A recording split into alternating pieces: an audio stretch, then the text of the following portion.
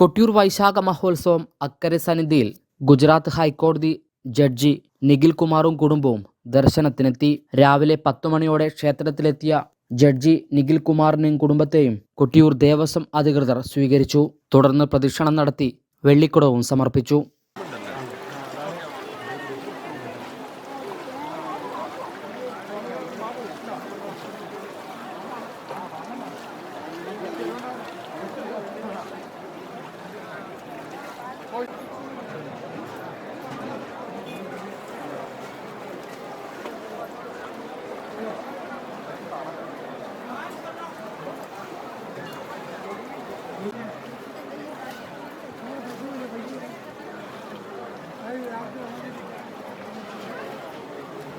ട്രസ്റ്റിമാരായ N Prashanth, Raveendran Polur, executive officer K Gokul, K C Prashanth തുടങ്ങിയവരും അദ്ദേഹത്തോടൊപ്പം ഉണ്ടായിരുന്നു. High vision news, Kelakam.